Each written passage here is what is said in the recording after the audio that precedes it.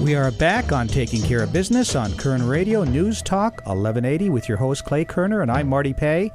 And we have in studio Kathy Butler, Bob Bell, and Gina Martinez from the Downtown Business Association. I just want to touch on what Bob was saying about the PBID. If we could just get the downtown businesses to unify and start working together a little more, like he said, it will save them money, and I think not only will it save them money, but it will help them start making more money because it would attract business to downtown. If we could get the lighting taken care of and the parking and everything that he was touching on, then these businesses would understand that they could start making more money. What I've seen, we've had coffee shops before. This is our 9th year with a coffee shop.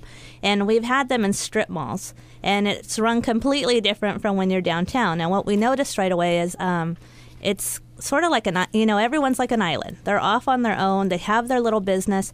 And then they wonder why the business doesn't come. And I think the best thing for us is right when we opened our doors, right away we went and joined the Downtown Business Association. We wanted to make ourselves a part of the downtown. And what I encourage all these other businesses to do is get involved with us. We have so many different committees that we're starting now. One is a marketing committee that will help you learn to market your business because many people don't understand that concept of marketing their business. We're working on an educational grant, so for members, we'd be able to offer them free education. We're hoping to have courses in social media marketing, as well as other avenues of marketing their business.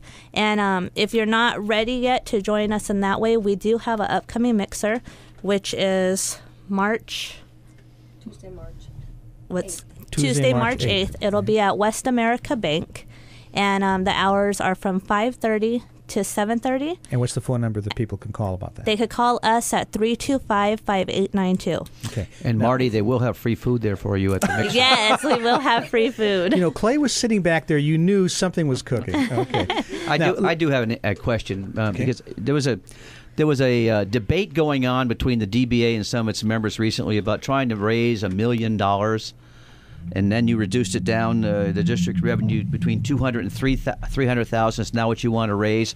I guess my question is, what was that all about? And number two, how would you raise it, and who would collect it, and how would it be collected? Right. Property-based improvement district is what was. We originally had a $960,000 PBID. We had the votes to win. That was 4 or 5 years ago. We had the votes to win. But at that time, we were pretty split. Let's say 58% said yes, and the remainder, well, quite a few were unsure, didn't know how to vote, and maybe 15 or 20 were solidly a no. And we didn't want to go into this suddenly assessing them a fee for something they didn't fully understand. So we backed off, hoped that we could restart it in a year, and it just isn't that easy. It's expensive on the DBA to put that process together. So now, in reopening that, economies have changed. We think biting off a $950,000 PBID would be terribly wrong for these businesses if they're suffering at all. So we're going to start at a place where we are taking over things that they're already paying for. It could be street sweeping, it could be certain types of cleanup, it could be security, the parking issue. We can make that very inexpensive, but we'll look at districting maybe 4 or 5 different areas, ones with the most services to ones that don't need quite as many services, and their fees will be based on how many days they're getting those services, and how many they're getting. So we'll split that up very nicely and neatly. And at the end of the day, a common impact, for instance, Pacific Jewelers downtown, 7-day-a-week services in his PBID, and the PBID was going to cost him $600 a year. Heck of a deal, right? So if we're going to be a third or a fourth of that, his impact for the same amount of services but not as many, could only be maybe $150 for the entire year. So that kind of gives you an idea if you have a business downtown or a property downtown. The impact when you're dealing with that many pieces of property can be pretty small.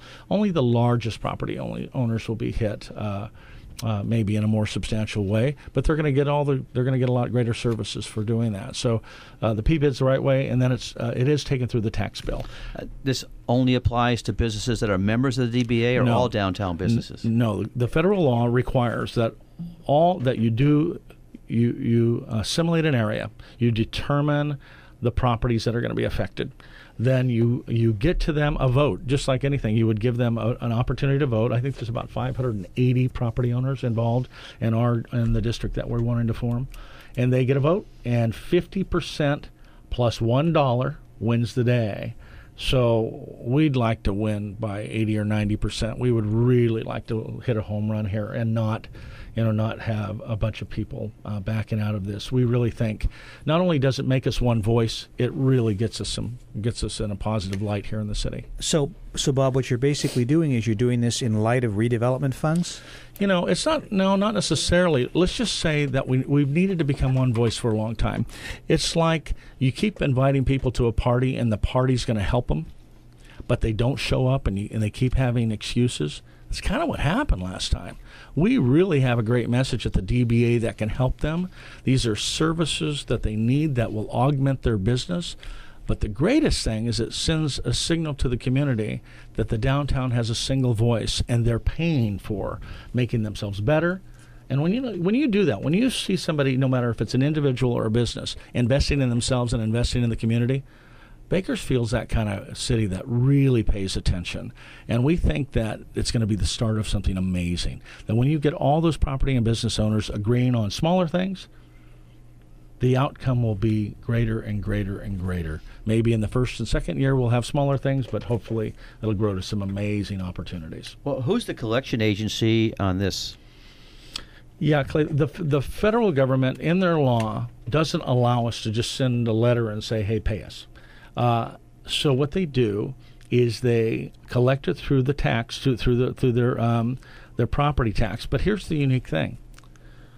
The same people that vote, these 580 or 600 property owners, they appoint a board of 12 people, 10 people. I don't recall I think it has to be at least 10. And they appoint the board, and they tell them how to spend it. So they don't lose any control here. The money is collected on their behalf. They determine exactly how it's going to be spent, and that board rules the day. They're the ones who say how it's going to be delivered and what the processes are, et cetera, and they vote for that. The same vote, yes or no, toward the P-bid also is what they'll have toward their board and who they want to appoint. We think the DBA would be a good association to help manage that process. That doesn't mean they want to be the board. They would just like to be part of the management process because we're already in play there. We're talking to the Downtown Business Association on 1180 Kern Radio. Well, my concern, of course, would be with all the budget problems the state is having, are they going to come in and attach those dollars like they're trying to do with the redevelopment funds? Yeah, they can't. That's the other unique thing. Just like a homeowners association, you go build a rec center and a pool and stuff. Can't have the federal government come in and take the money away. So those funds under that law allow them to come in and literally get their funds, put it in a collection through the county tax assessor. A lockbox, huh? Exactly. Well, I don't want to say that. No, I wouldn't say it either. Yeah, a lockbox. Never mind. It's okay, Mr. Gore. It's okay, Mr. Gore. Oh, yes. A few little straight lines there. So, but that money then goes into the association and is held for the specific use. And it's a wonderful way. It's been successful in literally thousands of cities nationwide. It's happening even more actively in California than ever because of blight. So you get a city like Fresno or others that have real blight problems in districts, and they go out and they get this small P-bid going, and they start turning that around and the whole thing. Okay, one more quick question. Please. Who, again, will participate in the payment of these funds? Is it just the businesses downtown? Well, the property owners themselves are the only ones with the right to vote. The business, now if the business owner happens to be a property owner, well, of course they would be involved. But the property owners are the ones with the vote. And the assessment is based on several things. It's based on the square footage of their land, the square footage of the building itself that might be on the land, et cetera, et cetera. And so in districts, if they're getting more services, then let's say it starts out times 1 for least amount of services. If you're given 7 day week services, it would be times 7. So that it's cleverly, it's just a simple, multiplication and division kind of problem, but that's how it's done. I want to get very specific because Please. I want to know if I'm going to be one of the people taxed since Sure. I'm a property owner. Sure. Is it just in Kern County, just in Bakersfield, just downtown? Just those downtown business owners and property owners, primarily property owners. They're the only ones. The city doesn't participate. It is a self-assessment. It's them saying, we want to build an organization to improve ourselves. How are we going to collect that money, and how are we fairly going to collect? So the city at large isn't involved at all. But that's why we want more than downtown members. We think that if you're coming downtown, and you're involved in restaurants and retailers and all the other things, and our city hall's down there, our county buildings are down there. If you're being part of this city, then help us restore it. Help us make it better. Become a member of the DBA. Know that we're forward-thinking association, that we're all servants. None of us have a horse in this race. We're serving our community. Bakersfield is way past the time of doing something like this and improving itself. We want our downtown to be, we call it our heart. I want it to be pumping like crazy. I want it to be just flowing blood like crazy and exciting for people. I want it to be safe. All of us in this room know a time when we would go to the downtown theater. I don't want to say what it cost, $quarter, but anyway, when it was cheaper, and our parents could actually drop us off, and it was safe and secure. I don't remember that. Bob. You don't? Well, I'm sorry. Well, that dates me. Yeah. But listen, I want it to be like that. I want people to want to come to our downtown and be a part of it, and feel that it's safe and it's fun and there's activity. In other cities across the nation, the most eclectic shops, the most eclectic restaurants and bars and all of those businesses are always been downtown. Yep. Let's pick up there about the excitement, because I'm excited too about the potential that we have here. We'll be back in a minute with the Downtown Business Association on Kern Radio Newstalk 1180.